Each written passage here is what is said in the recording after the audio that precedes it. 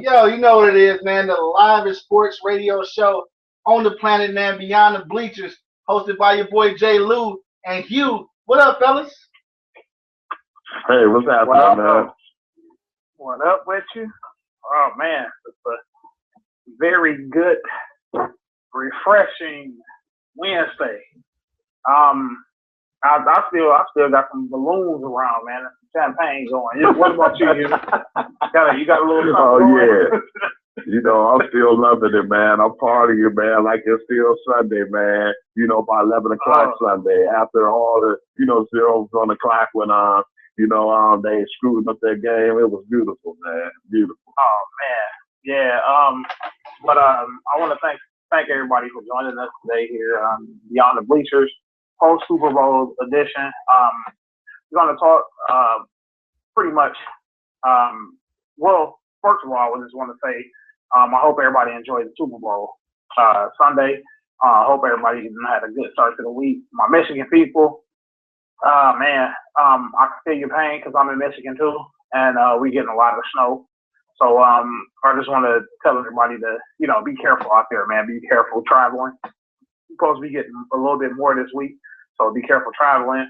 People in the East Coast, like in Connecticut, those states or whatever, and y'all be careful out there. It's rough. So, but that part, Connecticut area, Boston area, I know they're happy as hell. They don't even care. They probably out there playing in the snow. But yeah, of course we're going to be talking Super Bowl 49 that happened this past Sunday. We crowned a new champion. Patriots aren't strangers to winning Super Bowls, but they haven't won in a while. So we crowned a new champion this Sunday. So of course we're going to be talking about that. We're going to be talking about the call that was made by the Seahawks that everybody's talking about. Kind of shook everybody up, what happened or whatever.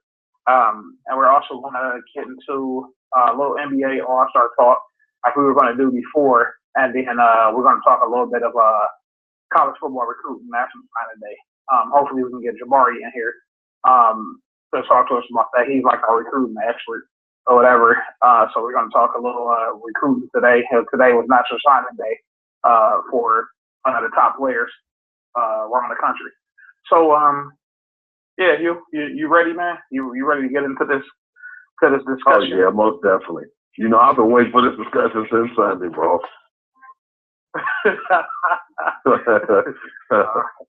All right, man. Well, let's for no further ado, let's get into it. Most definitely. Well, as you guys know, Patriots are Super Bowl 49 champions. They're top of the world at the NFL right now. Tough victory, but they put it out. Just like we said last week, Hugh, we just knew this had the makings to be a great Super Bowl, like a very good Super Bowl, and it didn't. It didn't disappoint, man, at all. Not whatsoever. And when the Seahawks went up by 10, man, I got kind of nervous. But then I was just like, nah. I said it's the Patriots. They gonna do their thing, man. They gonna find a way to get back in this thing, and which they did, man. And like I said, we called it. This was one of the best Super Bowls I've seen in recent years. What to you, Hugh? What was your take on the Super Bowl in general, like as a whole, like from kickoff until the 000 on the part? What was your take of the whole Super Bowl? It was very interesting because people looked at it and they basically tried to hype it up like almost in the sense of the Denver Broncos, meaning New England had the high power offense and Seattle had the high powered defense. So the number one offense against number one defense. I don't really think they gave credit when credit is due as far as New England Patriots defense, because we've seen them shut down a lot of teams this year with like the physicality of Brandon Bronner, Jarrell Reeves basically being a pressure man-to-man, cornerback, gives those guys, the edges, Chandler Jones, Rob Ninkovic, and what surprised me is the emergence of Jamie Collins, man. That dude was just a flat-out beast. He can cover tight ends, and he can cover some of the receivers downfield. But when they had added Dante Hightower, he really emerged this year too. And Akeem Ayers was a big surprise. He was one of those guys when Bleacherz got him. I said, okay, he got him from the Titans. He's been injured, man. What can we get out of him?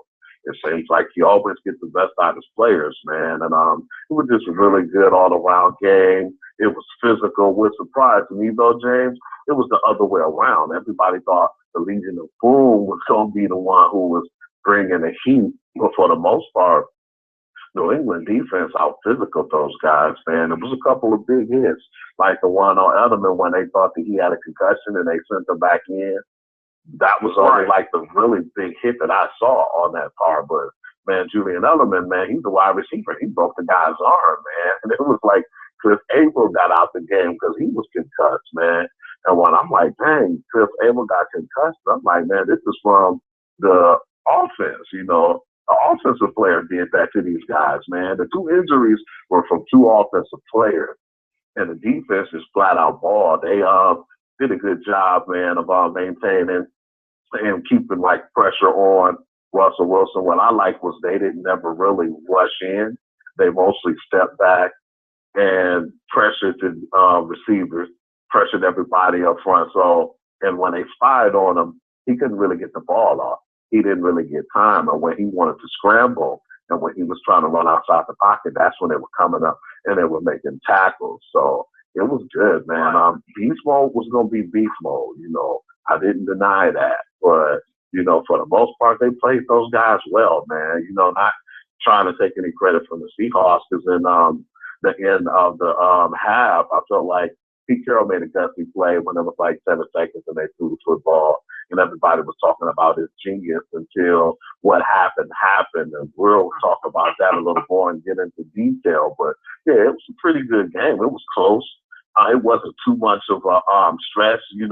I think the Brady mistakes was pretty bad at the beginning. Like, man, you guys had the chance on the first drive to score, and they were really having those guys on their toes. I like the fact how they would go in motion, find out what play it is. Most time when they went in motion, they'll see what it's going to be. Is it going to be a zone, a man-to-man?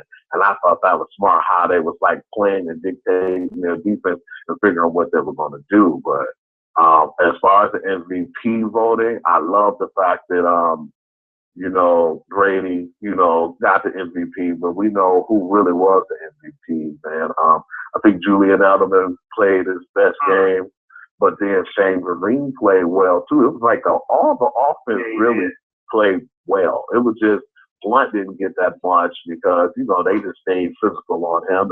That's how their defense was made. But it was a good all-around game from everybody. And the guy who everybody didn't pay attention to and was like, man, they should get rid of him. He a waste. He stepped up big in the playoffs. Danny Amendola, damn, man. I'm looking at first, like, in the season, like, where is this guy? Playoffs, man, he saved them, man. When they were down 14, that trick play, I think he got like over 100 yards and 2 touchdowns that game. He was there that game. And everybody just balled out the conference championship, but he proved again in the Super Bowl his value. He might not be getting all the touches during the beginning of the season, but when they counted, he stepped up, man. But I just thought that it was pretty evenly matched. It wasn't an embarrassment like the time when we seen the Denver Broncos game. Yeah, this game actually had me kind of giddy, man. Like I was pretty much, I was just, man, smiling from ear to ear, the whole game, and it was just like you said, Hugh. They were perfectly matched. Like the Seahawks didn't have as much as that Patriots had and the Patriots didn't have too much to do. It was just like, hey, we going mano. You know, best man wins. You know, and we'll be talking about it in a minute, but I really thought that the game, when it from to fourth quarter, that the game started being a battle of just the two teams, just going head up, and you know what I'm saying, just whoever just play better. You know what I'm saying? Whoever play better is pretty much gonna win the game. You know what I'm saying? Just obvious, you know, the obvious thing about it until the last play. And I really started thinking back on the game, like my drive home from a Super Bowl party or whatever. And I started thinking back on the game, certain calls, certain plays, whatever, that were made, certain adjustments that I saw made, that Pete Carroll made, and that Belichick made or whatever. And the Super Bowl was just so satisfying for me. Even if the Patriots would have lost, I mean, it would have bothered me because, you know, I'm a Patriots fan. It would have bothered me some, but I would have been satisfied. You know what I'm saying? Yeah. I would have thoroughly been satisfied from a fan of football perspective. You know what I'm saying? Just a fan of the sport. It would have satisfied me to just have seen a very good-ass Super Bowl. You know what I'm saying? I mean, it just seemed like you couldn't have put two teams, you know, two better teams against each other for this Super Bowl, man. It was worth driving in all that damn snow to a Super Bowl party. You know what I'm saying? To go and chill and, you know, watch a good, just good game, man. The game was just so good from just a foot. Like, if you're a real football fan, like, you were satisfied with the game, no matter who, no matter who came out with it or whatever, man. I was thoroughly satisfied with the game altogether. Yeah, I can agree. But what I was really happy with, Hugh, Tom Brady played an awesome game. Yeah, he did. This was the sharpest I've seen him in a Super Bowl. Exactly. In a while. Like, the sharpest I've seen. And it was like you were saying, it was from the first drive. He drove him down, and he panicked. He panicked and forced a pass. He even said it after the game. He said, you know, because he threw 2 interceptions in the game. The one to Bobby Wagner, I thought, was a great play by Wagner. Like, Gronk. Yeah, I mean, too. He just jumped. You know what I'm saying? Play, and I respect that one. The window was small, which is, you know, a regular type throwing window for an NFL quarterback. They used to seeing windows that small like that.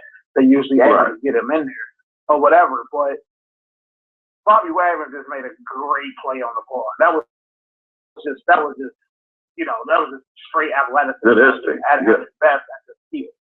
You know, but that first interception, Brady said, he was like, that was just stupid. You know what I'm saying? You couldn't describe it any better, but it was just dumb. It was just a ball head play. He could have took the sack that could have got the 3 points. Because they was in Steven Gostkowski's kicking range, man. He could have nailed that. That would have been an easy 3 points on the board. And that's what I was thinking to myself. Please don't do that, silly time. Get these 3 points if you can't get a touchdown. And Tom threw a pick right there in the end zone. And I said, wow, you know, I think the pressure scared him and he was trying to hurry up and get the ball out. But regardless, man, if that was the case, man, just ball to the ground and let them touch you however you want to do. For him to see another play, man. That was just a bad decision. Right. And to see him just and I made reference to it last week before the game that when Brady has time to throw, I don't care who you are in the back in the defensive secondary. I don't care if you don't have a pass rush. He gonna eat you alive. Like, he's going. They wasn't getting to him either. They were not getting to him. And see, the thing, and this was the adjustment that I saw. Brady likes to use his pocket, but he uses his pocket standing stationary, which means he likes for the pocket to form around him, and he likes to stand back in the pocket and throw the ball. But during that second half, did you see the adjustment here? He was stepping up. Mm-hmm. He was stepping up in the pocket. Yeah. And he made a fool out of those guys, man, because he dictated with those, every time I seen them, and I said, uh-oh, look, they shifted. They're going in motion. I said, they're trying to read this play. Every time they saw something, even if it was a little gap, they took advantage. And around that time, Chamberlain was eating their ass alive. And I think they got nervous, and they said, hey, wait a minute, man. We need to come up and try to get the short pass. And when they was trying to get the short pass, that's when he went deep. And I was like, man, it was pretty good strategy, man. I have to give a lot of credit to Josh McDaniels because I don't think he get as much credit where credit's due because that was a good game plan, man. Him and Bleacherz, man, like you said, James, man, and I definitely remember you saying this. You give them guys 2 weeks to prepare against anybody, it's going to be trouble. That's too much time to give those guys the game plan against you. Mm-hmm. And they took full advantage. But I definitely like that, man, that they basically stayed in their game plan. I thought at the time when they got to the point where they were down by 10 games, you know how people do when they adjust, or they'd be like, man, let's change up a little bit of what we're doing. They stuck to their game plan. They never took it off the table. They said, this is what's getting us where we at right now in this game. This is what's keeping us close. We're going to stick with this strategy. And they're sticking with it and not hesitating, even when Tom threw that interception and they went down and scored and they were up 10. I was like, man, I want to know what's going to happen next. They just stuck with the whole game plan since the beginning of the game. And that was a hell of a comeback, too, that they had, man. It was just really good football, man. It was good fundamentals. And it was pretty good as far as the battle of the 2 wins, man. You had 2 smart, coaches, man, and they did a hell of a job in playing chess. Yes, they did. Yes, they did, man. And I want to go ahead and get into it right now while we're on it. Good segue, though, Hugh, to that, because I wanted to hit on this. I was saying earlier that I didn't really realize it until the fourth quarter. And until the last play of the game, that this ended up actually being what I said it was going to be, which was a chess match between the 2 coaches. Because I know, just like you know, and we hadn't really had a chance to talk about this, but we both know that with 2 timeouts left, the offense is on the 1 yard line. You're playing defense. They're on the 1 yard line. Minute left. Don't you call a timeout? I thought they should have, man. Pete Carroll. That's my thinking of what the Patriots should have done. I'm screaming. I was screaming at the people. Oh, time out. What are you doing, Belichick? What are you doing? What are you doing? Like, that was so weird to me that he wouldn't call a time. He let the time go down to like 29 some odd seconds. I said, oh my God. Like, man, I was so nervous at that point. Yeah, man, at the end, they were saying at the end of the game, Belichick saw the formation they were in because they said that they were showing some of the plays that happened. They were telling them these are the goal line plays or some of the goal line plays they like using, Seattle. And it's so funny, man. It's just justice when you see it or hear about it because they said that Malcolm Butler got burned on that play in practice. The Belichick chewed him out and pulled him to the side and kind of hemmed him up and said, listen, you can't make those mental mistakes, man. If you're in this game, you got to play and you got to be ready for anything. He told him, this play will happen again and you might see this play, so be prepared for it. So they said when Russell Wilson went to the shotgun and Marshawn Lynch went to the side of him, that's when Belichick knew it was going to be a pass. But the person who they're not giving credit to, and okay, Malcolm Butler made the interception, but James, if you go back and look briefly, the person who they should be thanking and who should be the MVP for that one play was Brandon Bronner. Brandon Bronner stuffed Jermaine Kearse so he couldn't move. He stuffed him and he was out of the play. And that's when Lockett made that slant, and that's when Malcolm picked it off. Because I looked at that as it was forming. I said, oh, man, you know, if it wasn't for Bronner taking that guy out the picture, that when Lockett made that slant, it wouldn't have been read so well. Because if he's not in the play, then, you know, Lockett made the move.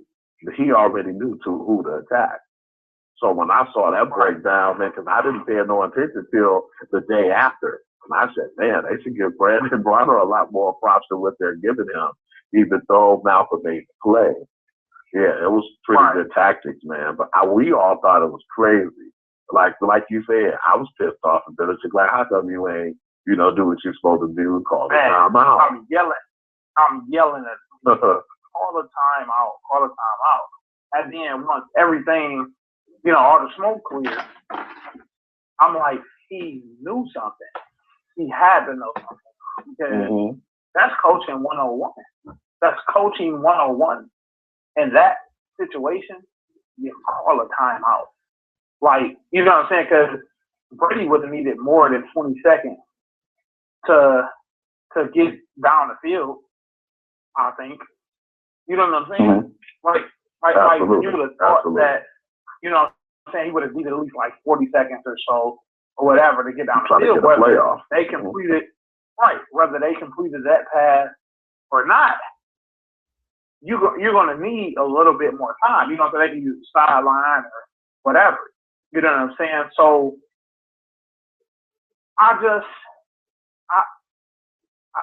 Belichick, man, like I called him the Bobby Fischer of coaching. You know what I'm saying? And y'all, if y'all know, I think in sports land, if y'all not familiar with who I'm talking about, Bobby Fischer is like one of the best chess player, probably the best chess player ever. But I compared it to that because, dude, Belichick just showed his ass on that. I didn't understand, Hugh, at first. I'm like, I was pissed off at that. Gotta know. Because after that crazy play when Jermaine Kearse caught that ball, I said, man, we are not going to get burned with no shit like this again. When he caught that pass, it was like a pass from the heavens, man. He missed it, and because Butler gave him a hell of a, defensive effort when he did that. So it to bobble around, and he just so having to catch it as close as he was. Oh man, I almost passed out, man. I was sick, but I talked to one of my buddies at the job, my buddy Greg Johnson, and we had a really good conversation about the whole thing. And I talked to him, and I said, well, Greg, man, listen, man, everybody's dogging out Pete Carroll about this play. I said, but if the play was executed and they scored the touchdown, they would have looked at him like everybody was expecting Marshawn Lynch to run the ball in, and they threw the pass. He's a genius. I looked at it, too, when the first half, remember when we were up 14-7, and they had that crazy drive, and it was 7 seconds left, and Russell Wilson threw the touchdown. I was like, how come when he did that in the first half, they called him a genius? But when the play wasn't executed and Malcolm Butler just so happened to jump that route, they looked at him like he was the worst coach on earth. They were just basically, throwing rocks at him, and they had everything bad to say about him. And I was like, well. So this is my whole thing, Hugh. Mm-hmm. Now, how, on a scale 1 to 10, how do you rate that play call in this situation with the timeout left? Like with the timeout left, how do you rate? What would you rate the call? And And before you answer that, I just want to let everybody know if you're calling in and you want to talk to us or share your opinions with us on the Super Bowl. Make sure, and for my YouTube listeners, make sure you guys hit the number. The call-in number is 760-283-4647, and make sure you guys hit the number 1 key if you want to speak to Hugh and myself, and give you guys, we put you guys on the air and let you guys voice your opinions and your outlook on Super Bowl 49 as we're going through it right now. But go ahead, Hugh. Rate that play call. I gave it a 1 barely, man. It barely gets a 1.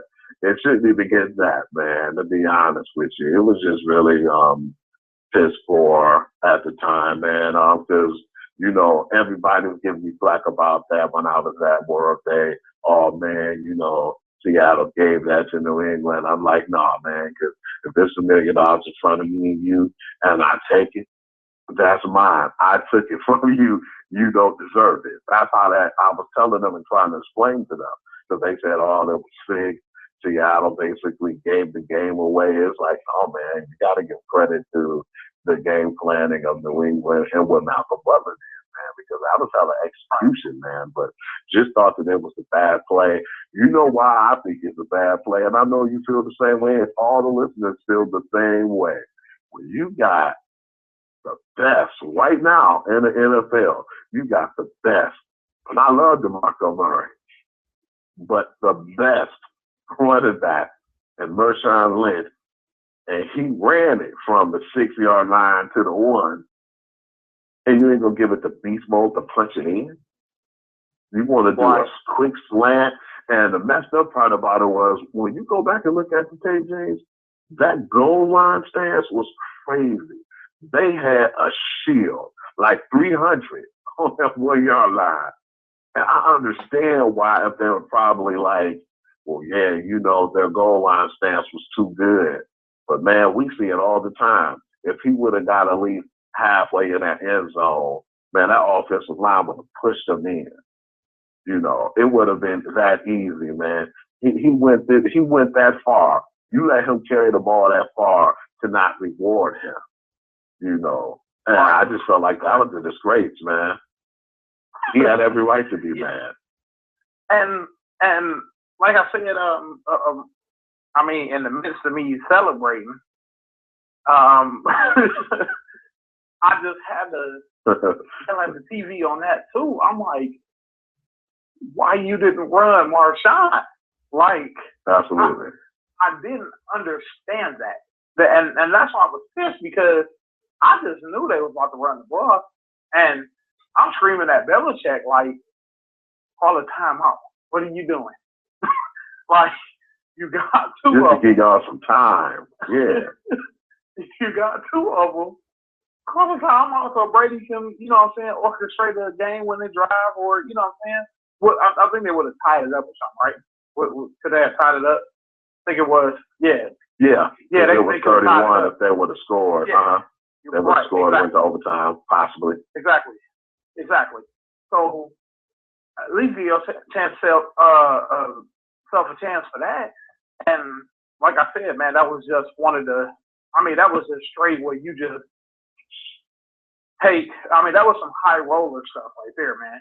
So you just take $100,000 out your pocket and say, I'm betting it all on black. You know what I'm saying? On a roulette wheel, man. Just, I'm putting it all on black. It's no guts, no glory. Like, bam. You know what I'm saying? I do or die. And when Pete Carroll, I don't know if I can crucify him for that, though. Because, you know, they throwing stones. I wouldn't crucify him 100%. I definitely question. I definitely question the play call, because you have Marshawn. Like I said, he was running pretty damn good on the Patriots.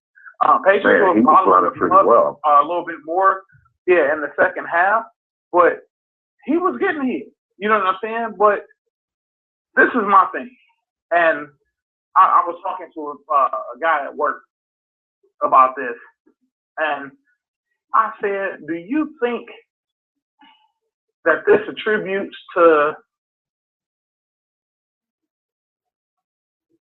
him saying, I'm just here so I won't get fined? I'm just here so I won't get fined. Like, do you think that play call came from anybody else but the offensive coordinator and Pete Carroll? Could that have came from management? Could it have came from somewhere else? Because to me, as a football fan now, we're all not 5 years old and just started watching football. Like, I was at a football party with a lot of little kids. You know what I'm saying? They were just, oh man, he threw an interception. Oh my God. You know, they're not at the point where they're really breaking the game down and analyzing it like that. You know what I'm saying? Yet. But that's how it was like the NFL treated us. Like we were adolescents that just started watching a game of football yesterday and couldn't decipher it's something else to this because it was almost obvious. Belichick pretty much was like, what you gonna do? You know what I'm saying? I'm letting the clock run now. Like, I'm not going to call it his bluff, basically. We got our goal line stuff out there. Run Marshawn Lynch. What you gonna do? We gonna stop him. What you gonna do? And baited him into a pass. It was like he just baited him into a pass, and it got picked off. Granted, but as a coach, why do you make that call? What's the point of making that call in that situation? And I want to hear from our viewers, and like I said before, our viewers on YouTube and our callers. I want to hear from you guys. Just don't listen to the show. Make sure you hit the number 1 key. You guys want to call in 760-283-4647. And to my knowledge, I just got word that we have a caller. So, caller. Hello. How you doing? All right. What's up? What's your name, man? Where you from? My name is Eric. I'm from Detroit. All right. You probably know me. Buddy Who? How you doing, brother? What's up, man? You all right? Yeah. I hear y'all talking about the Super Bowl. What's going on, y'all? Not much, man. We want to hear your thoughts on it, man. What we've been talking about so far. I've been seeing that you've been listening a little bit to what we've been saying, man. What's on your mind? What you got? Well, first off, Super Bowl was a great game. I couldn't ask for absolutely a better Super Bowl, especially compared to last year. Very, very great Super Bowl from beginning to end. Even the crazy halftime show. I usually don't even watch halftime shows, but that was funny. But great Super Bowl. But Patriots won. I'm happy the Patriots won. I was rooting for the Patriots. All this talk about Marshawn Lynch at the goal line, this is how I look at it. First off, Seattle they're lucky to even be in that position after that fluky play that they had. Yeah, absolutely. The way I look at the interception this is how I look at the interception. Interception was almost payback. Like, y'all had that little lucky play. Now, this is what you get. They got intercepted on the goal line, on the 1 yard line. So, I feel like they should have gave the ball to Marshawn Lynch. They didn't do it. I disagree with the call, but I can't fault the coach for making a call. I don't think it's a conspiracy theory because I don't think in the heat of that moment that so many channels were just, well, okay, listen, we don't want Marshawn Lynch to be an MVP, so don't give him the ball. I don't think nobody in that organization was thinking about something like that. They're like, oh, well, who cares? We got Super Bowl number 2, back-to-back champs. So I don't think it was a conspiracy. Honestly, God, I do believe Pete Carroll. I think Pete Carroll wanted to throw the ball. And you got to think about it. He had a point. He caught everybody off guard. Because if you'd asked 99.9% of the entire world that was watching that game, what do you think Seattle was going to do? They were going to run the ball. Everybody knew they were going to run the ball. I knew it. Y'all knew it. So throwing the ball, actually, it was risky, super duper risky. But to me, it kind of made sense because he was going to throw the ball that one time. They said it was going to run on 3rd down and 4th down. I mean, it makes sense. It just didn't work. To me, it was a horrible throw. I wouldn't have threw that, not a slant. I'd have threw maybe a fade. Actually, I'd have threw the fade to Marshawn Lynch. I would have. Yeah. Because in the worst case scenario, he would have missed it and it went out of bounds. Okay, let's run it. But they lost. And that's what they get. I mean, Seattle, I'm happy they won. I'm happy they won last year. I really am for them. But when they became champions, they became like super duper extra cocky. Like they had just dominated the entire league for like 5-8 years. We're the greatest defense in the history of the world. Right. Nobody can stop us. We destroyed Peyton Manning. We'll destroy Tom Brady. Nobody can stop us. And then, to be honest, they were lucky to make the Super Bowl. I'm being real here. Yeah. Green Bay played better than them. Mm-hmm. Green Bay basically won the game. They gave it away. So they should have been. They should be happy they were in the game. But here's my biggest take on the reason why they lost the Super Bowl. Y'all can probably think I'm crazy, but I believe in this thing called the Madden curse. So I find it kind of funny that I think no player has ever won the Super Bowl being on the cover of Madden. No player has ever won it. Now, a lot of people get hurt, and I find it odd that Richard Sherman got hurt for the championship game. So he was halfway effective in this game, but no player has ever won a Super Bowl. I just found it funny. Those fluky plays happened. It was almost like a curse. That's how I looked at it.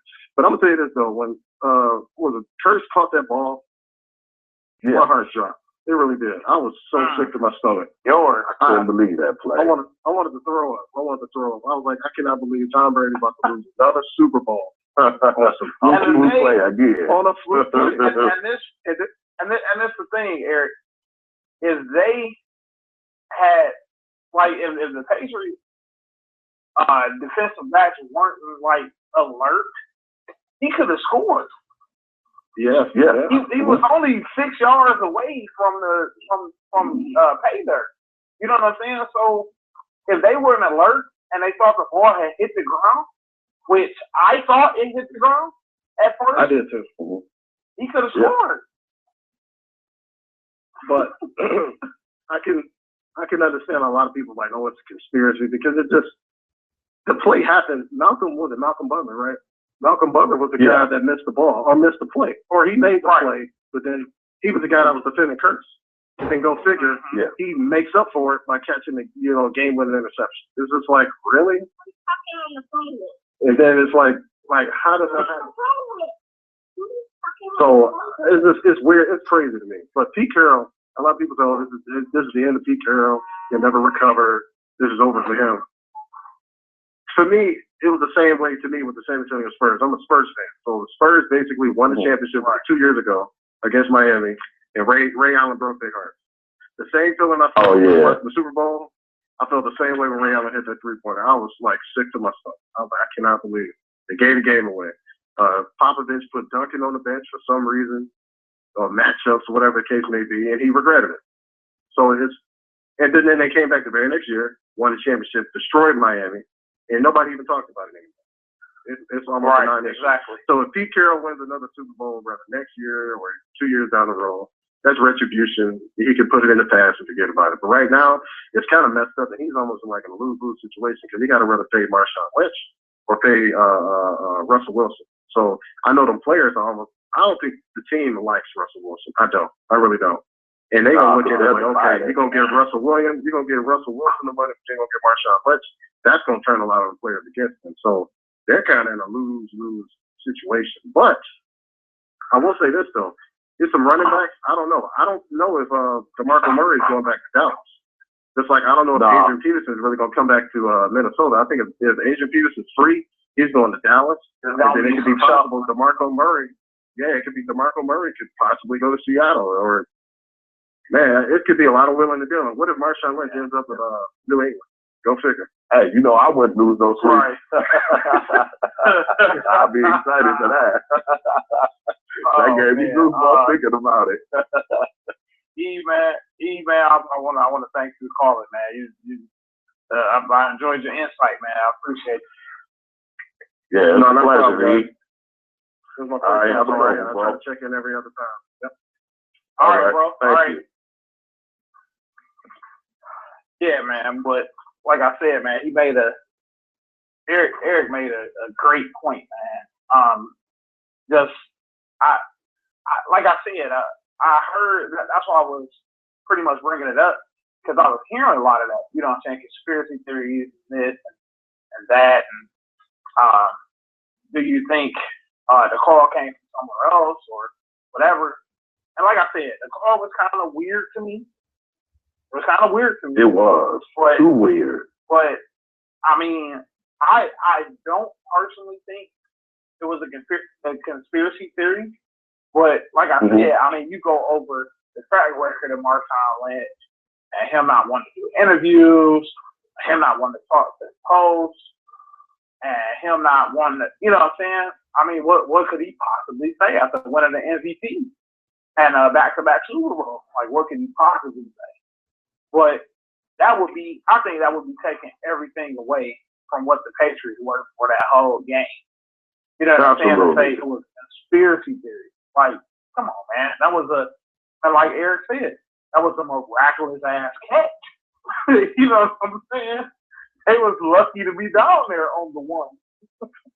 You know what made me upset too about this whole thing, James, man? I know you probably heard about it too when they were discussing it. They said Bevel, the offensive coordinator, basically were saying that Lockett didn't come up and do the slant aggressive enough, or he didn't, try to go balls to the wall to be, in a position to catch that pass when Russell was threw it to him. And I said, that's not fair to him because that guy, man, he busted ass, man. And it was just when he did that play, man, it's just somehow Malcolm Butler saw it, man. He saw it for what it was worth. He said he knew it was coming to him. He seen the play go down, man. And it's so funny, man, because we're about to put it on this Super Bowl right here, and we're going to go back to last Super Bowl, man. Actually, that one play would have made Malcolm Butler the MVP. That's why I think Tom Brady felt a little guilty and gave him that car in Colorado because he knew that if it wasn't for him, he wouldn't have had his fourth Super Bowl. But it was just so ironic, though, because the year before, a person that we never really heard of, man, if you would have told me Malcolm Smith last year, I'd have been like, who the hell is he?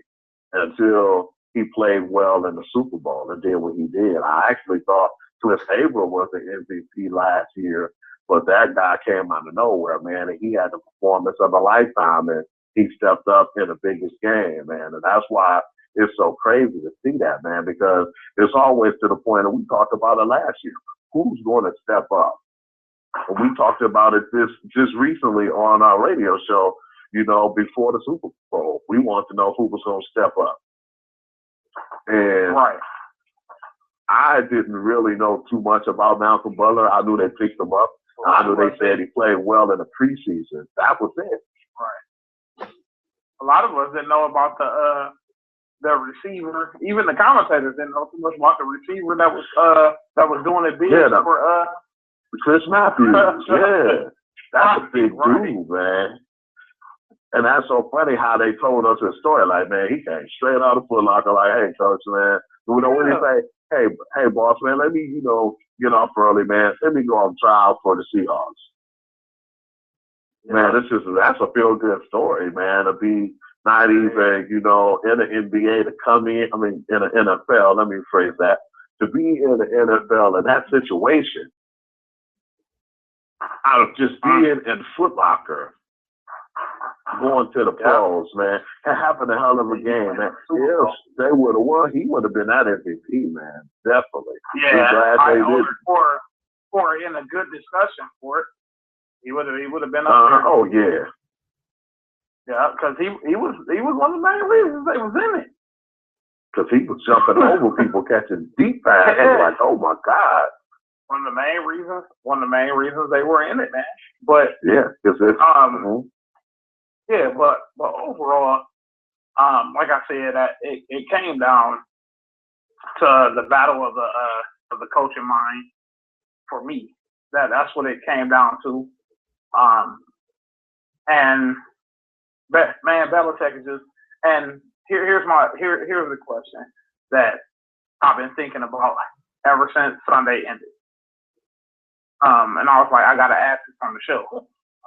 We gotta talk about this. Is Brady number one? And is Belichick number one all time? Like, as far as quarterbacks are concerned, is Brady the best quarterback you've ever seen play in the National Football League? Do you now put him over Joe Montana? Do you now put Belichick over the greats? The Tom Landrys, the Vince Lombardis, missing somebody here, the Bill Walshes. Do you put him? He's already in the category, but do you? Oh yeah, most definitely. Do you now elevate him, and do you elevate Brady over like Montana, Bradshaw, those guys who've won multiple Super Bowls as well? And you know what the haters say, James, and we're going to talk about that because you already know that they're probably saying that about us right now. I know as far as Bill Belichick, he's up there with the best.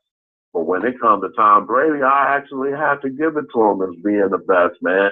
People might not agree. We all have our own opinions, and that's what makes it so great. But when you look at it, man, we got to look at it like this. They're going to be like, what about Joe Montana winning all their Super Bowls and Terry Bradshaw winning all their Super Bowls? Man, I would have won Super Bowls being me, 5'7", 256 pounds, throwing the ball to Stallworth and Lynn Swan. And you had them, that whole team is all the famers. And the same thing with Joe Montana. I remember that was before, when they had all this, free agency and stuff, man. This is before that time when you stuck with a team. If you had a good draft, you just struck fool's gold because you're going to be together forever damn near. Until they got this salary cap and everything going on the free agency. I believe, man, and when you think about it, from year to year, Brady had different teams damn near every year when he won the Super Bowl. It wasn't never the exact same team. And the two that he lost, it's like we can argue, man, if they would have won one of those off of the fluke plays and stuff that happened in those games, man, if he'd have won 5 and lost 1, they couldn't even argue the fact then because he'd have surpassed them as far as, Super Bowl rings and just that one, if they just split that apart, like, Giants won 1, New England won 1, it wouldn't even really be no argument. But they argued with the two that New England lost. But it's like, when you look at it, man, still, man, he never had the same team every time. Not even this year, Tom Brady had the same team. All his teams was different. The only 2 people who were still there in New England was Tom, Belichick, and Wilford. That's it. Right. Nobody else stayed on that team. Everybody else changed. They're like involved in the door, man. And I'm surprised that they even signed Vince Wilfork to a decent contract to make sure now that he'll be a Patriot until the end of his career. I didn't think that was going to happen. I thought that they were going to get rid of him. Remember at the beginning of the year when they had the disputes and there was problems and he was upset because he wanted a new contract. I was like, man, he might leave. Yeah, it had to say, Robert Kraft said, man, we need you, man. Hey, you ain't going nowhere. Not if I'm here. Right. And I was glad he stepped up because, Belichick don't give a damn. He would have been like, hey, we'll find somebody. Right. Because, man, and think about it. Go ahead, Hugh. Think about, man, at the beginning of the year, too, man, how did you feel when Logan Mankins was gone, man? When they just said, hey, we're going to give Logan Mankins to the Buccaneers and we'll take a 6th-round pick and we'll grab this kid, Timothy Wright. How did that make you feel, expression-wise? See, you know what? I trusted it. Of course, Jabari, which hopefully, like I said, hopefully he'll get his foot on the show to talk recruiting with us a little later. But I was telling him, I'm like, I trust the Patriots because they don't really overexert themselves when it comes to paying a player to play. Mm-hmm. They don't do it. They don't do it because, for one, it's just it's not in their character to do anything like that because they're built mainly on the system. You know what I'm saying? Mm-hmm. They run a certain system, just like what Eric was talking about the San Antonio Spurs. Same thing. Mm-hmm. The Spurs have players from everywhere. It don't matter who you put on that team. Popovich right. He's gonna put them in a system, put them at their strength, and make it work. He's gonna make it work for them. You know what I'm saying? So he just kept his core players. Like, exactly. It's the same thing with the Patriots. He probably looked at another guard and was like, look, another guard center, and told him, look, Long Mankins ain't gonna be here. It's your time to shine. This is what you gotta do. You know what I'm saying? Just plug them right in. Like if they play, yeah. I trusted it, dog. I really did. I trusted it, man. Like when people why, you know, he ain't got nothing to go to, and blah blah or whatever. Randy Moss gone, Gronk hurt, and this and the other, and blah blah. Dude, they still went to an AFC Championship game, or they get close to winning, or whatever it may be. They're always there. They're always there, and you attribute that to, I think, the greatest coaching mind I've ever seen since I've been watching football from like the age of 9 years old. Dude, I'm 34 now. I think some good coaches, very good coaches, good college coaches, good NFL coaches. But Belichick, his coaching mind is just ridiculous. Like he's just just a master thinker. You know what I'm saying? And when you go up against something like that, it's like, well, I should say when you have a coach like that, you're always in it. And then when you have, I think, I don't know. I'm on the fence about Brady and Montana. I love Joe Montana. Yeah. I love John Elway. One of my favorite quarterbacks ever to throw a football, Dan Marino. You know, I mean, he don't have no rings or nothing, but I'm just on the fence between if Brady is better than Montana right now. But I'm going to finish my viewpoints on that. We're going to go to break in a minute, and we're going to wrap up this the Super Bowl thing, and we're going to start talking NBA. For all my NBA fans, we're going to start talking NBA. So we're going to talk that, and then we're going to talk National Signing Day in high school football for NCAA for college or whatever. So I'm about to go to break, and for you guys again listening on YouTube, make sure you guys call in and talk to us. Don't just listen. You know, call in and talk to us. The number is 760-283-4647. Make sure you press the number 1 key to talk to you and myself and share your opinions and thoughts on what we're talking about. So we're going to go to break, and we'll be back shortly after this.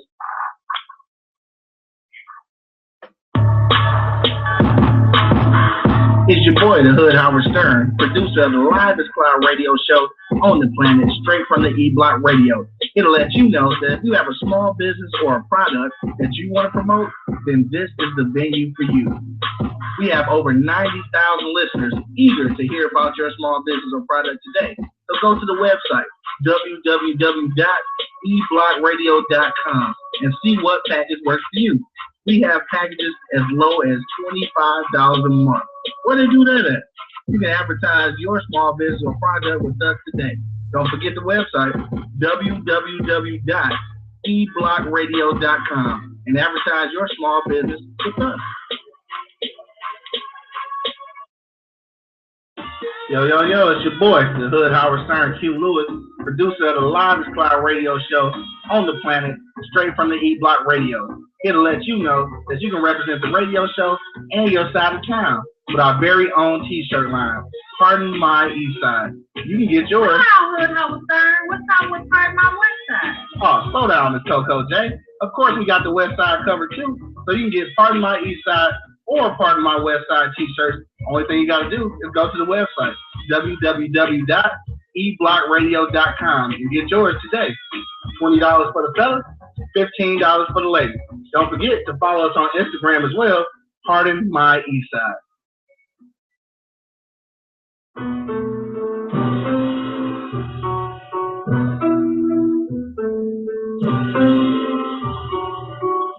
Witness the Black Tie experience.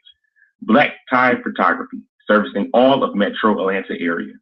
My name is Cedric Pitts, your photographer. Check out our website at www.blacktiepictures.com or like our Facebook page, facebook.com/Black Tie Pictures. Let me capture your professionalism in class, and you will have the ultimate Black Tie experience.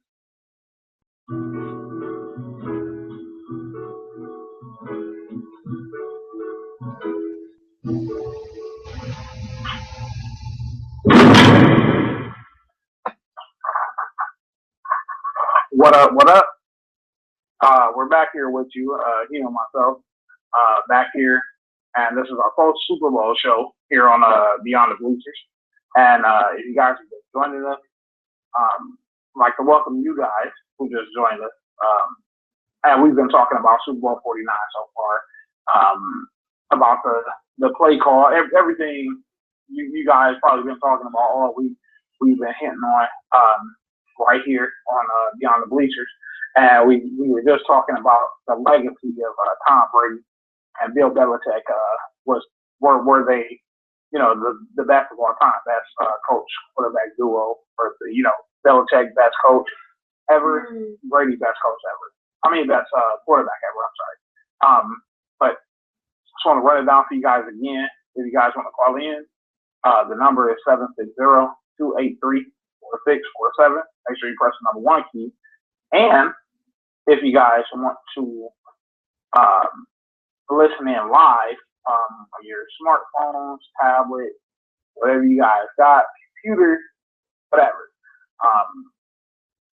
Well, basically for our smartphone and tablet users, we actually have an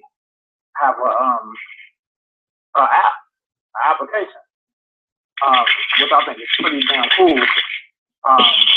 Have an app, and you guys can go in and at www.eblockradio.com, and you guys will be able to I think there's a link on there. I feel stupid reading that link off, but if you guys go, I guess, to the Google Play Store, because we said it's in the Google Play Store, you guys can go in there, type in E-Block Radio, and I'm pretty sure it should bring up, the app where you can download the blog, E-Block Radio, and you guys can listen to us, listen to past shows that we've done, also listen to Hood Howard Stern, our producer, Hugh, listen to his show. Hey man, we like I said, we're doing it big. I'm trying to get him to get us actually on YouTube, our faces, and we have like a little show. You can do like a second, like second take or something. Oh yeah, that's what's up. Do a Skip and Stephen A. second take. But yeah, we'll be working on that stuff. But yeah, man, just to kind of wrap everything up. With our NFL, we're gonna get in the NBA, and then, like I said, the high school football recruiting, but whatever. But it's been a great season, great football season. I'm gonna miss it. I'm gonna miss it. It's gonna be our first Sunday since early September, without football, man. No college football, no NFL. Just, what I'm saying, we got the tennis and NBA, and then baseball will be back. You're a baseball fan. I don't like baseball. I can't. Oh yeah, I can't wait. But yeah, at least for me and a lot of other people out there, You know what I'm saying? Football season's gone. What would you rate this season, man? You had to rate it on a scale of 1 to 10. What would you rate the season as a whole, including playoffs and Super Bowl? I definitely give the season like a 8 because there was some hidden things there, and it was not as far as the rating goes. It would have been rated 10, but it was just too many black clouds on the NFL this year. Roger Goodell, man, being made fun of as far as, and it's sad, man, because the NBA, you know, Barkley took shots at him. You know, different people took shots at Goodell because they just didn't really think that he did a good job, and he wasn't really the enforcer of his own league, man. And I think the black cloud definitely didn't help with Jonathan Dwyer, Adrian Peterson. And I felt like it was bad because it was like with Peterson, man, his business got thrown out there like that. I think he got carried away with the, you know, discipline of a child, but the black cloud was them finding out and suspending them for that. And, you know, it was just, you know, Josh Gordon getting into trouble. It was just too much stuff going on in the NFL, man, as far as, you know, being a disciplined league, you know. That's where I gave it an 8 at as far as the discipline and the NFL as a whole. If you took that out of there, it would have been a 10. But as far as the playoffs, it definitely was a 10 because it lived up to expectations. Besides the blowout with New England and the Coast, everything was like playoff. You know what? If you wanted to, you could have put that game with Green Bay and Seattle damn near like a championship or a Super Bowl. It was just that great. Yeah. And with the Baltimore Ravens and New England, that was a hell of a game. They were down 14 twice and came back. And, you know, even the Super Bowl was real good. We talked about that, James. We even predicted the scores was going to be 4 points. Whoever won, we thought it was going to be a 4-point win, and it actually was a 4-point game, and it went down to the wire like we thought it was going to do, man. And it was actually pretty good. It lived up to the expectations, you know. Besides that, I'm just glad that all the black cloud. I want to still know, and I'm still curious of what they're going to do with the Deflate game. I'm getting sick of it, and I'm glad that they kind of did the Super Bowl thing again. You know, I know you heard when Robert Kraft throwing jabs at Roger Goodell, and it was kind of nasty on the podium. A lot of people didn't understand or probably paid as much attention as I did. Man, Roger Goodell didn't even look Robert Kraft in the eye, man. He handed them the trophy. He didn't even stay to hear the presentation. He hauled ass. And that's when Robert Kraft is like, out of all the championships, this is the sweetest right here. And just to let you know, if we won this with the regular regulated balls, we didn't touch anything, just to let you know. And I was like, oh, man, he took a nice shot at Goodell.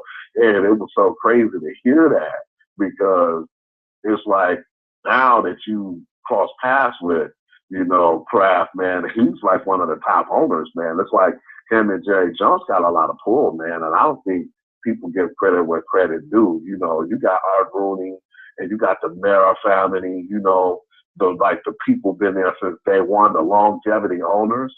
But like as influential, man, it has to be Jerry Jones or Robert Kraft, man. You know, in that whole time when they had the holdout in the NFL, man, those were two of the main guys who got the NFL back on track. You know, as far as getting the NFL back up and running.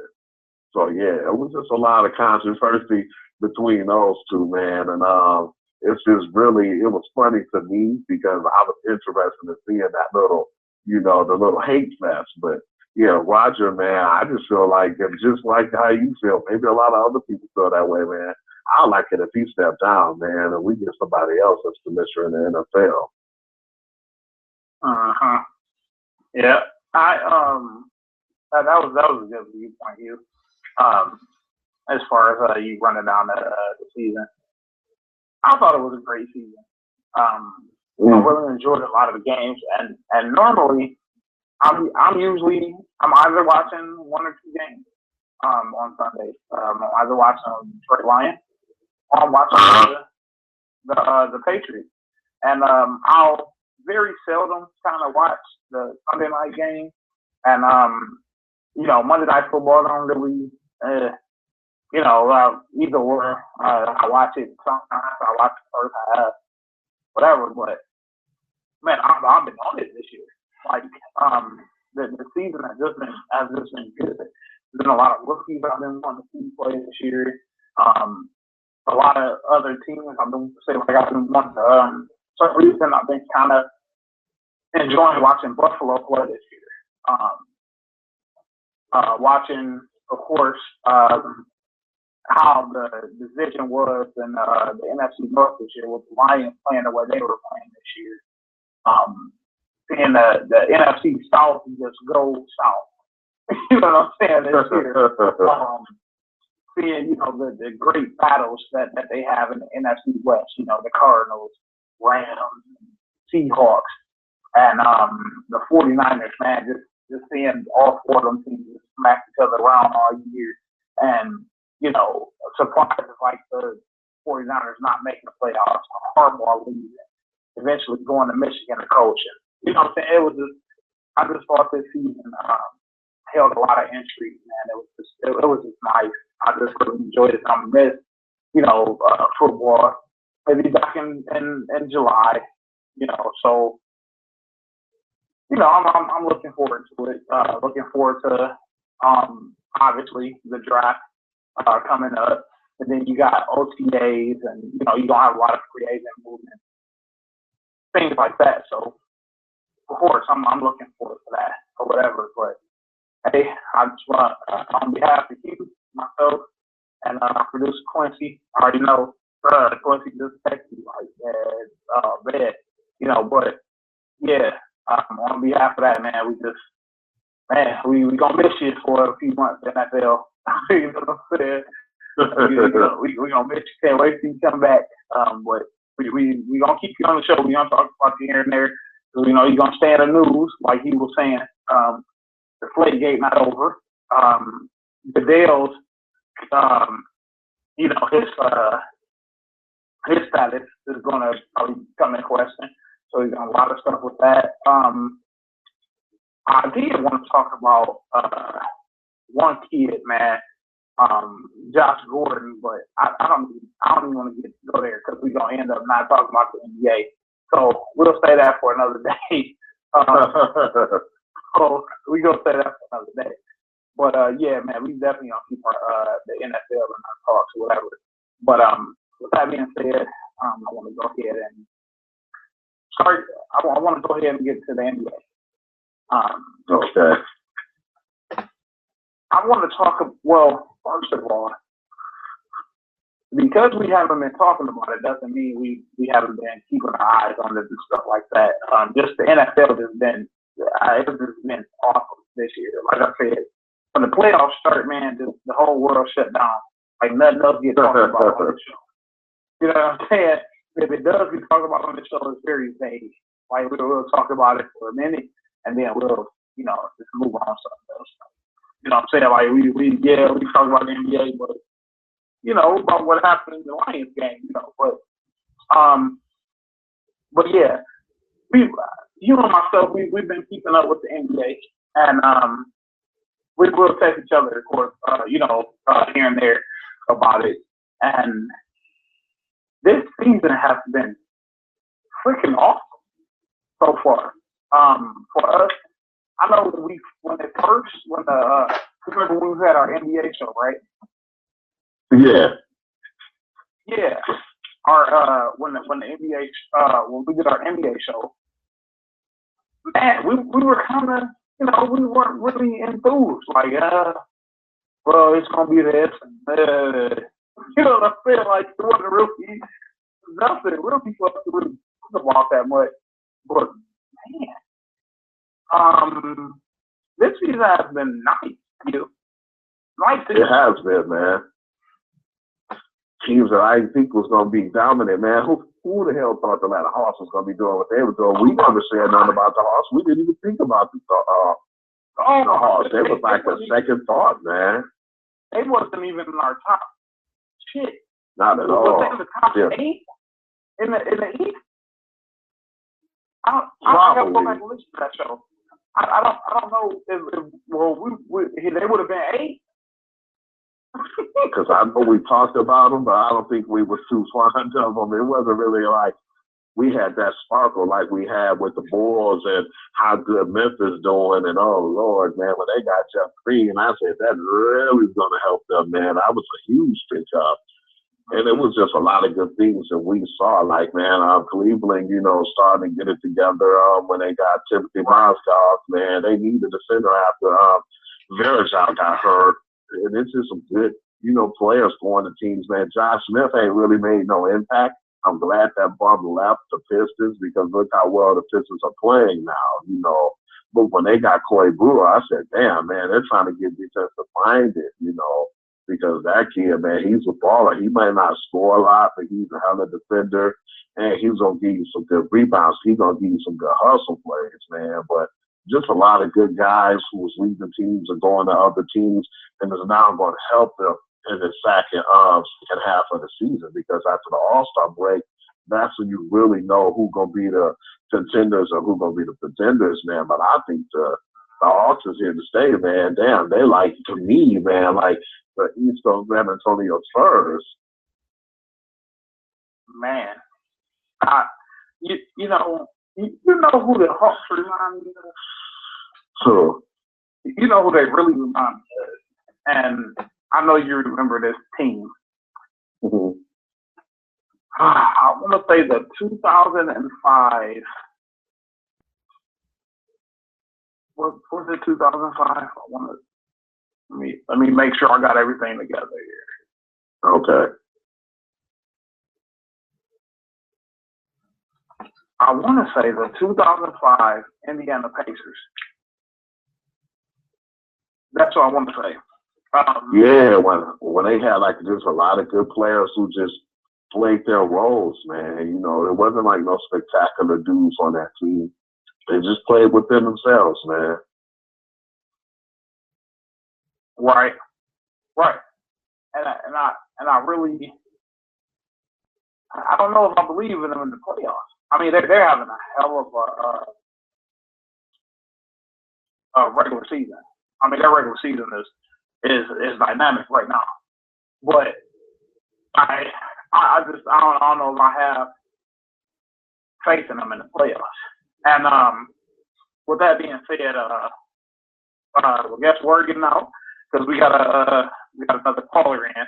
And like I said, if you guys want to call in, we're talking about NBA now, but if you guys want to call in and talk Super Bowl, anything you guys want to talk about, just call us.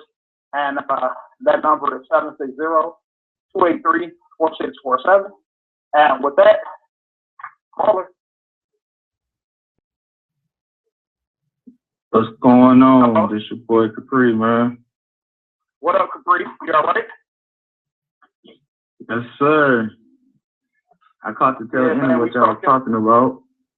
Yeah, man, we're talking NBA right now, but we were just talking, you know, of course, Super Bowl 49 and everything else that came with it. But, I mean, whatever you want to talk about, man, we hear it. Wait, did y'all mention that the NBA sucked? You know what, Capri? I see that's what I alluded to when we first started talking about it. Like we had our NBA show earlier in the year, and last October when the season started, and we were just not enthusiastic about it at all. But the season been kind of to me. I've been kind of digging the season, folks. You think otherwise?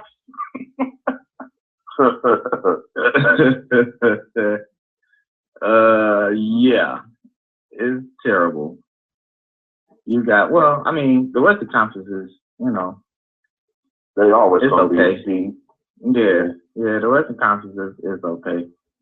To me, it's not even interesting until playoff time. Now, they cut the season down a little bit and make the games count for more, then I'd be all in. But right now, you know, you got teams coasting. You know, Atlanta is a surprise team. Yeah. They're fun to watch. You know, they fun to watch. They actually They remind me of the 04 Pistons. Yeah, I know, a star, everybody playing together, good defense. But outside of that, do you think? But with that though, Capri, do you think they can do something in the playoffs? They kind of remind me. I see the resemblance of the Pistons, 04, but that Indiana Pacers team is just, to me, is sticking out like a sore thumb when it comes to looking at the Hawks. Because I don't think they have it all to like represent the Eastern Conference in the NBA Finals this year. I just don't think. I think somebody like Cleveland could end up picking them off. I think the Bulls will pick them off. I'm about to say, I think Chicago is probably the team to be scared of, because the old Chicago team, they beat you 73-68. Now, now they can put up 100. Now their defense is not, their defense is not as stingy. But I think Thibodeau I think he's gonna get that under control. But when you're able to score points, you're not that pressed to stop the other team, because you can put up points. Now when they had a hard time scoring, they made it hard for you to score on them. So it could be a catch-22. Right. Yeah. But I think Atlanta can make some noise in playoffs. I really do. I think they can make some noise in playoffs. Yeah, but I don't know if they can. You know what I'm saying? Like, because they record, they 40-9 right now. You know what I'm saying? That's like kind of unheard of, like in the modern day Eastern Conference. Like, Eastern Conference is always kind of, gritty, and everybody at least got double digits and losses by now, and that type of jump. Everybody's jockeying for position. But these cats 40-9, like they could be like the second seed in the West. You know what I'm saying? Yep. So it's like, I just don't know if they're gonna get over that hump though in the playoffs. That's what yeah. They always a first round knockout. I put it this way. I think the only two teams that would probably give Atlanta the biggest trouble is probably Chicago and Washington. I think they can beat everybody else in the East. You think they can beat Cleveland in the 7-game series? Who? I say you think they can beat Cleveland in the 7-game series? Yep. Actually, I think Cleveland will beat themselves in a 7-game series.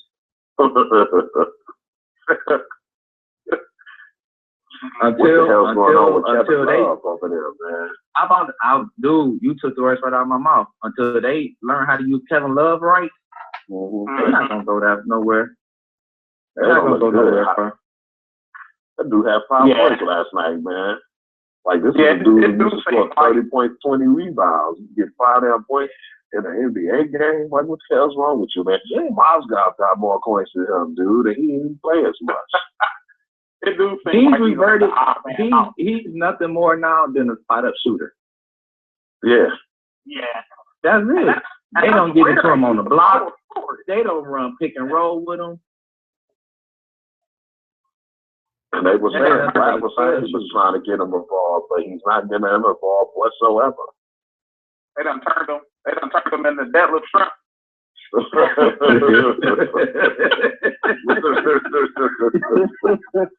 because he got out terrible this year. Man, but while you with us, right quick, because we all know how much time you got. But while you with us, I wanted to get into talking about the All-Star, the NBA All-Star stuff. Now, I was already skeptical about I don't like fans voting, because they vote for people who ain't played in like 2 years. Like Grant Hill, I remember when Grant Hill was playing. Like Grant Hill hadn't played in 3 years, like not that game, and he was like the starter in the All-Star game, you know what I'm saying, like every year. You know what I'm saying? This year, you know what I'm saying, the Knicks done won like 3 games, Carmelo, you know what I'm saying, a starter in the game or whatever. But my thing is, who should have control of the All-Star vote? Should they keep it up to the fans, as far as with the starters, or should they go to the coaches or whatever? Because this year, I think the coaches kind of got it wrong when it came to the reserves. You know what I'm saying? How you don't put a little hard how? I don't understand how Damian Lillard is not on the All-Star team. This is why the NBA is a joke. This is why the NBA sucks. How in the world can you have one of the premier point guards in the league sitting at home watching it with us? Are you serious? And Kobe was a starter at the time too, and he out for the damn season. Oh my God! Right. That was just weird. That was weird to me because I would understand, he got snubbed on being the starter. You know what I'm saying? Of course, the fans probably, don't really like his game as much or think this player, should deserve it over to him or whatever. But, I mean, we talking coaches here. You know what I'm saying? I mean, are they pissed because he's dunking on all these centers? Or what? What is going on? I think what they should do, I don't think you should take the fans voting out of it. But I think what they should do is they should have the fans pick from a selected group of players. Yeah, that makes sense. Don't leave it to just picking whoever you want. No, you're going to pick from a group of 5 point guards, a group of 5 small forwards. Don't leave it for the fans because it's going to be a popularity vote. So if you didn't play 80%, if you didn't play 80% of the games up until that point, you don't even get votes. I'm glad you mentioned that too because man, I love Kevin Durant, man, but he didn't play that long, and he was an All-Star game. I said, damn, like he in there for real? But then you didn't put Lillard in there. I'm like, come on, man. Exactly. Now, what you can do for the players that's hurt, you can have honorary All-Star spots for them. Mm-hmm. Right. But they shouldn't be included in the 12 that's gonna play.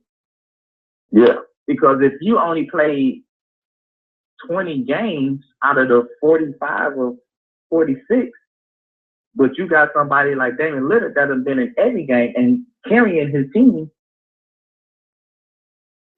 and he's not on the squad at all, that's retarded. When I was retarded, man, I was like, you serious? They should pick from 5. Now the question is, who determines what 5 goes into that pool that the fans pick from? Do the coaches do that? Do the GMs do that? Do the players themselves do it? I think it has to be between the coaches and the players, man. I think that'd be cool to have the coaches and the players kind of vote because to vote amongst their peers and then to have probably the coach do the final votes because it's going to be hard as hell when it comes to the players. But have the coaches get the guys, see which one they want to put on their team, tally up the votes, and kind of take it from there. Get the picks from as far as which ones they believe should be there because it's going to be hard on some of them. But, have the coach make the last decision. I agree. And then it's almost, it's kind of bold being in the Western Conference because the majority of your dominant players are in that conference. So somebody is going to get left off. Somebody's going to get left off the squad. But it shouldn't be to somebody that's been hurt. Yeah, I agree. But that's not right. It should be left to somebody. If you've been hurt for a significant amount of the season, you can be an all-star, but you shouldn't be playing in the game. Man, they got. Because I'm actually looking at the roster, and they ended up replacing Kobe with DeMarcus Cousins. I disagree with that. I like Chris Paul. Well, how did he make it over Damian Lillard? I don't understand. Yeah, I don't think he should have made it over Damian. Chris Paul. Mm-hmm. Absolutely. Because he's Chris Paul. He's Chris Paul. And I'm going to tell you, too, another thing, Damian Lillard, the NBA does a terrible job of promoting this dude. Yeah. Because you can't tell me just because of where he played and their games come on at 10:30, that can't nobody see him. The Clippers games start at the same time. Mm-hmm. So they make sure we see Chris Paul and Blake Griffin and all of them. Mm-hmm. We see Golden State. We see Golden State all the time. They're all playing at the same time. Yeah, absolutely. The league is doing a terrible job of promoting this kid. Yeah, and my thing now, because the thing is, too, Capri, I'm glad you brought that up, because when you look at it, though, he's on commercials. He got about 3 or 4 commercials out here, but most of the kids or whatever that's watching, like, okay, go to this Damian Lillard cat. You know what I'm saying? But they can never catch this game. Like you were saying, they can never catch this game. Like, then he played again. Oh, he did that? I want to see the guy. You know what I'm saying? And my thing is, you got these spots, you got these games on TV. They keep continuing putting the goddamn Knicks on the TV. All these teams that got like 2-3 wins, and they put these games on TV. But now football is off or whatever. So now the NBA is going to be coming on national television now. You know what I'm saying? You're going to get the Saturday and Sunday game or whatever. They need to start marketing Portland, because it ain't like Portland no raggedy team. You know what I'm saying? They're exactly. Yeah, they're among the elite in the East. I mean, in the West now. So in the West, you got to start promoting them better. You know what I'm saying? And I do agree with that. But my thing is, I can understand that he didn't get voted to be a starter, but not to be a reserve. That pisses me off. And you can even, I mean, one of my favorite players in the league, probably my favorite player in the league right now, Russell Westbrook. He's had a rough season too. You know what I'm saying? He's been hurt too, and he got voted as a reserve in the All-Star game. So I'm like, either him or Chris Paul, somebody got to go. Like, you know what I'm saying? Because I haven't seen Damian Lillard play a whole hell of a lot this year, and this kid has been great. Yeah. Did you see the game when he went toe-to-toe with Rose? Yeah. Toe-to-toe with D. Rose. They put on a spectacle, man. And I wouldn't be surprised after the All-Star break, this dude don't average 30 a game. Mm-hmm. He got that kind of cocky, mad attitude. I can show you better than I can tell you. He might put up 30 a game just because he pissed. Because he threw a 40 that one time in that overtime against the Spurs, man. He was clowning. Every time they gave him the ball, he basically saved them all 3 overtimes. And then he sealed the deal. Yep. Yeah. Yeah, he's exciting to watch, man. I agree. I love to see him play, man. His game on another level. Yeah. Now, a lot of these, like Chris Paul, he's in there just on seniority. Yeah. he in there just on there's no right now. I would take Westbrook, Lillard, Curry. I still take Rose. I take John Wall. I take all of them before I take Chris Paul. Yeah. Shit, I ain't been having a better year than Chris Paul right now. Who? Kyle Lowry. They're having a better year than him. That's why he deserved to be in that All-Star starting lineup, man, because he carried that team when we saw DeMar DeRozan leave. Remember, James Lee was like, damn, they about to fall off now. And he held that team down, man. They still winning, man. And I was like, damn, he stepped up big time. And now it's like DeMar DeRozan's basically playing second fiddle to him right now. Mm-hmm. And them being in Toronto, a lot of people don't get to see their games either. So nobody care about Not at all. I'm wondering though, what do y'all suggest though? I mean, what does the NBA do about this? Because now, like I was talking to you before, Hugh, on one of our other shows when we squoze a little NBA in there. We were talking about football so much. I think we got about like 10 minutes of NBA in. But I was saying how now everything is kind of shit. You know what I'm saying? Because you got kind of the last of the Mohicans when it comes to, the real great players from like the 90s. You know what I'm saying? Tim Duncan is like kind of the last of the bunch. You know what I'm saying? He's like kind of on his way out. You know what I'm saying? So you got some of the new breed, you know what I'm saying? Mainly the new breeds coming in. And it's led by, guys like Steph Curry and Lillard and Kyrie Irving, people like that. You know what I'm saying? So everything is shifting. Like it's shifting. And these guys are playing good, fast-paced basketball. Everything is kind of fast-paced. And I'm wondering, do they need to change?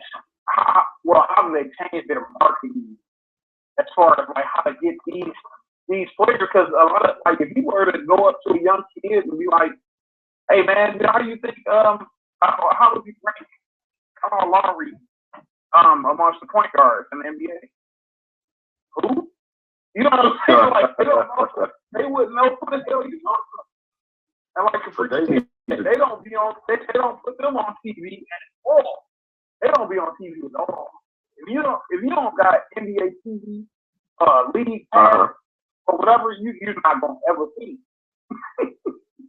They need to start putting more exposure to these guys, also like how they be having them on, like, because man, the NBA be on damn near every day now, man. Since NFL off, you go on Monday, Wednesday, Thursday, and Fridays. And now we're going to see them even more on Sundays now that the NFL is off. They need to start advertising them teams. They definitely need to, man. They need to put it in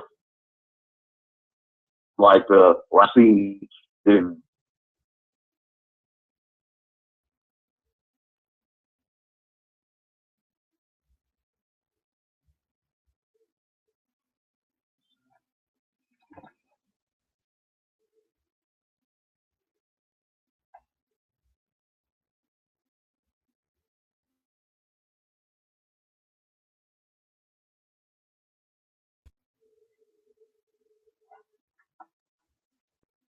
with kids.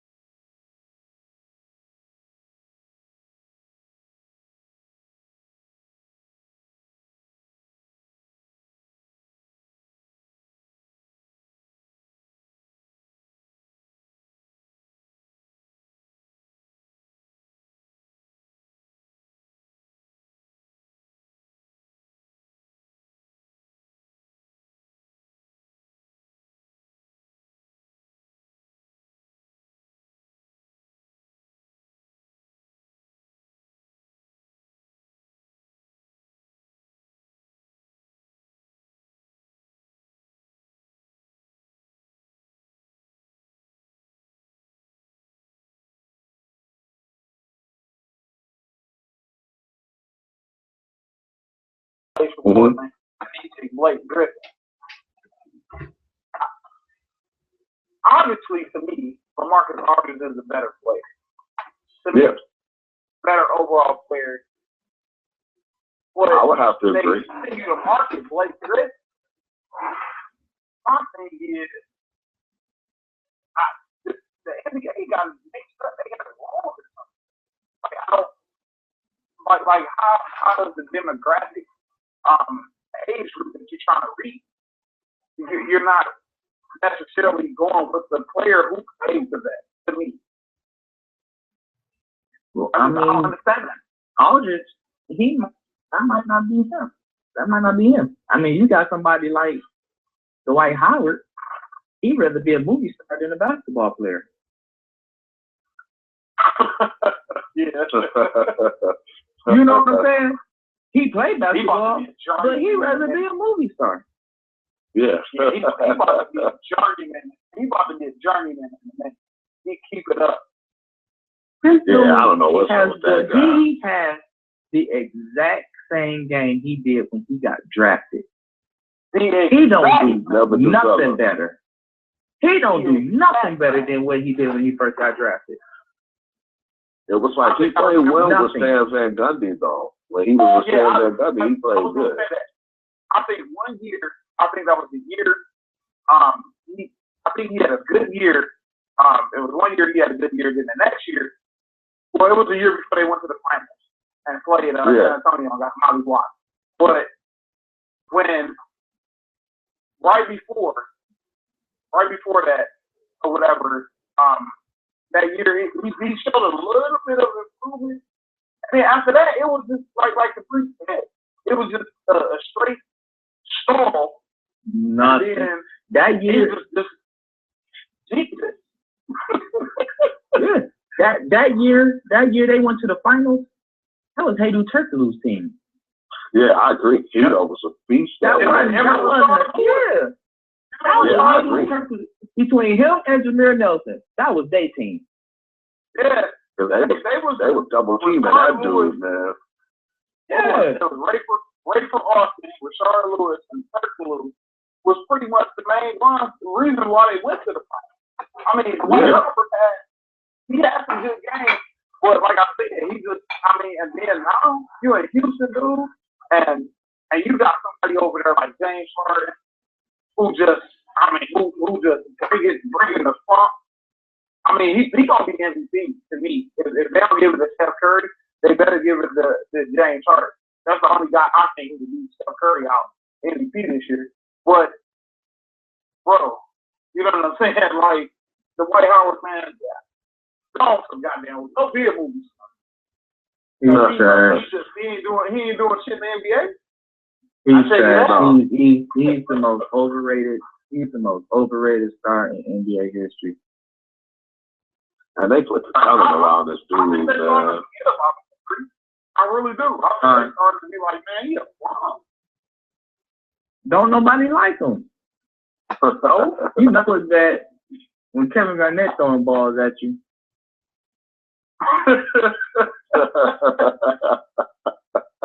Kevin Garnett said, I'll take a game for this dude. I hate this bum. He took a 1-game vacation just so he could throw a ball at him. Just so he could throw a ball at him. Kevin Garnett ain't nothing but a little grumpy old man, dog, that's just picking on these young kids. He saw. He got mad. He mad. Because, you know, Kevin Garnett said, you disrespecting this game. You got us all out here Kevin thinking. Garnett, Paul Pierce, them cats, man, they from the era, you know, and they from the 90s. They from that real basketball era. Like, that's all we got left. You can't come in here and disgrace this position like this and this game, man. Quit taking it for granted. That's terrible. Crazy. You know? That's terrible. But before we get out of here, man, Capri, you know what's coming, man. You know I was gonna ask you. Thank you for hanging out with us, man. I know your schedule will be busy. But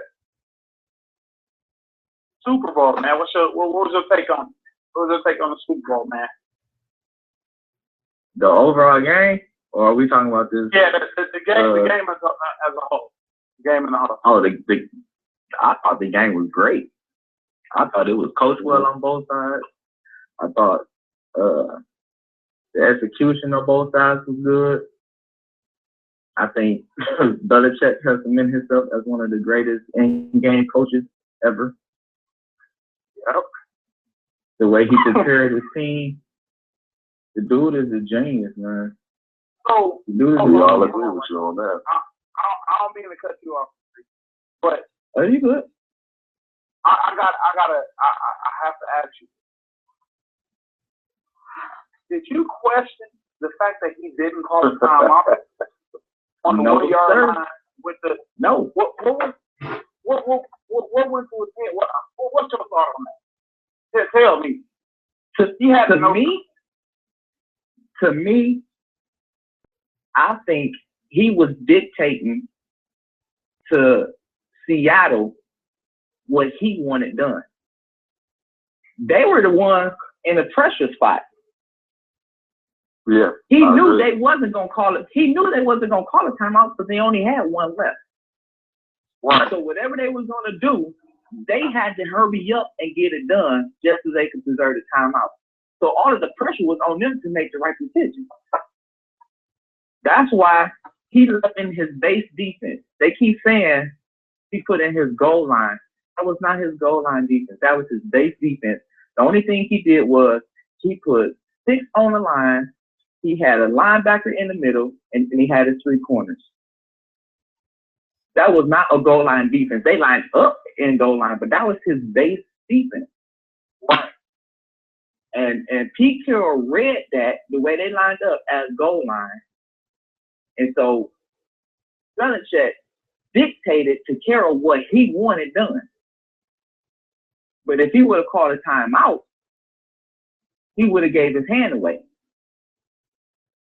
Because now you're making calls based on the package that you see on the field. When you see a base package, you don't know what's going on.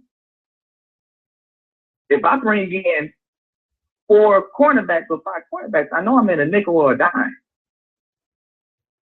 Right. The only thing different he did was he left a third corner out there. So when they went to their 3 receiver set, he can match him up with a corner. Everything else was base. So Belichick was like, if anybody's gonna stop the clock, they gonna stop the clock. There's no reason for me to stop it. I don't have no reason to stop the clock. Because I know what I'm doing. I prepared my team for this. Right, that's what you. I prepared my team for this. You said that. Oh yeah, they was ready for that exact moment. The Free Day was ready for that moment, man. They was ready. Wait, did y'all hear the interview? Did y'all hear the interview of the kid that made the interception? Yeah. I didn't hear it. He said he got burnt in practice by the scout squad. He said he kept getting burned on that play. And he said Belichick came up to him the last time he got burned. He said, "You got to make that play."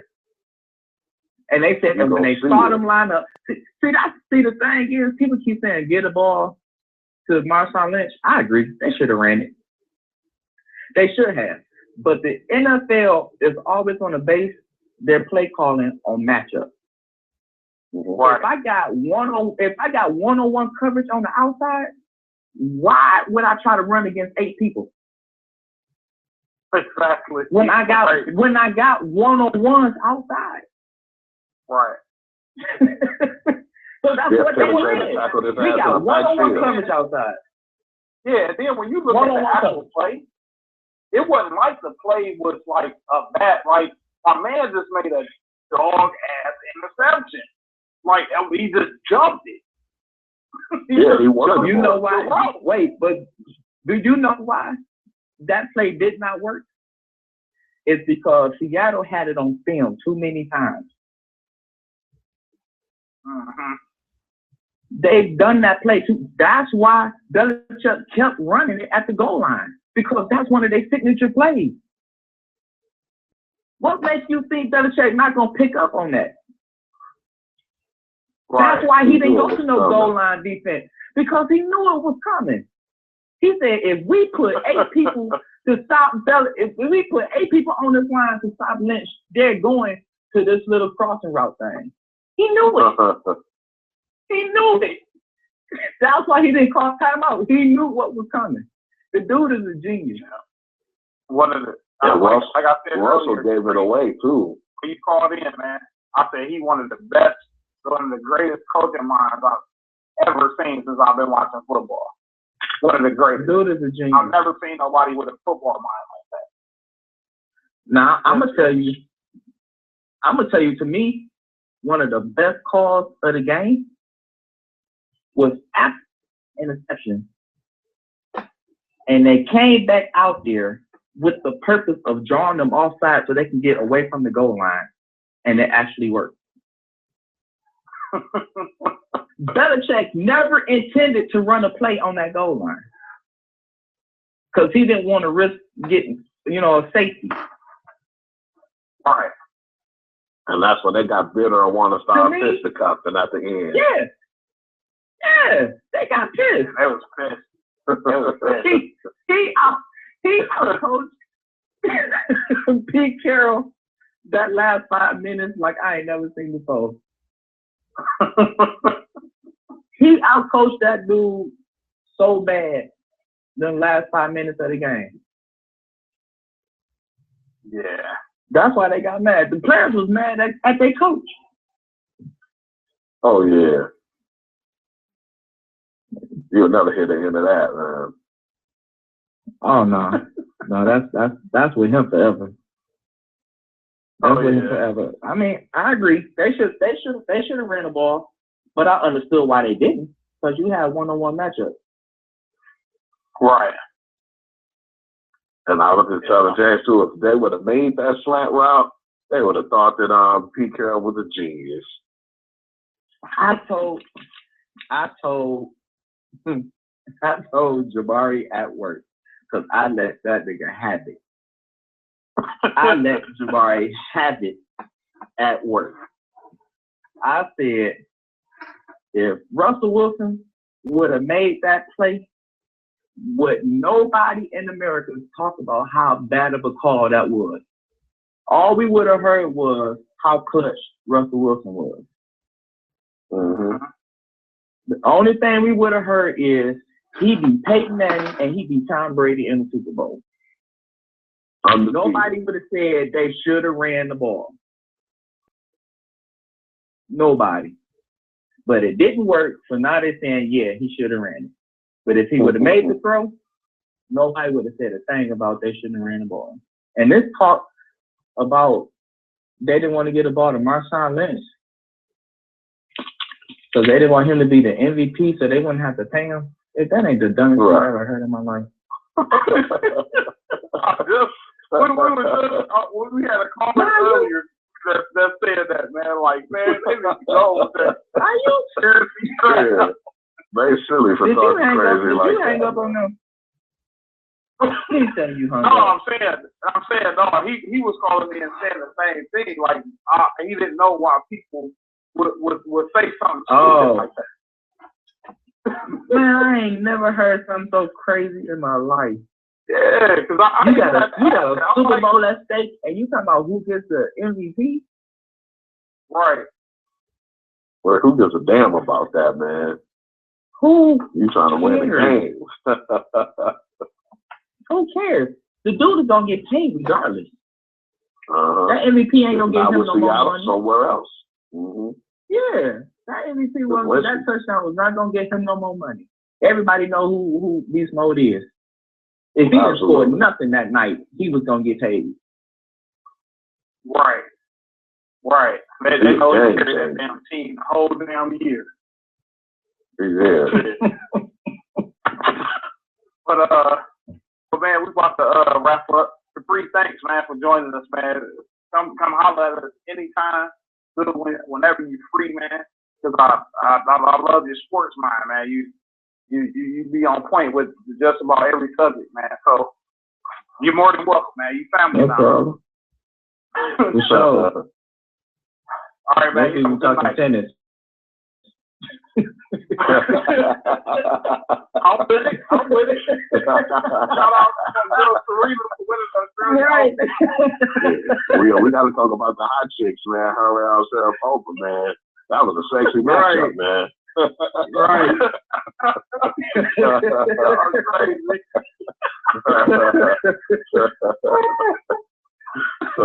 Oh man. All right, man. On behalf of Hugh, myself, and our boy Capri, and our producer Quincy, man, we want to thank y'all for listening to the show. Next week we're gonna have another good one for y'all. And like they said, man, we're gonna be talking tennis.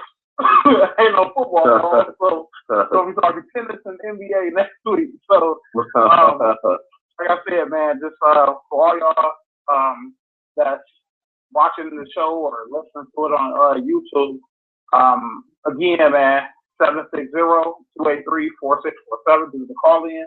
Make sure y'all press the number 1 key so you guys can talk to us and share your thoughts and opinions. If you guys want to catch the show afterwards, go to www.eblockradio.com and listen to the podcast of the show. And also remember, go to the Google Play Store and download the eBlock Radio app so you can listen to us whenever you guys want to listen to past shows. So, like I said, on behalf of us, man, we want to wish y'all a good Wednesday night. And we'll have us next Wednesday on Beyond the Bleach. Peace.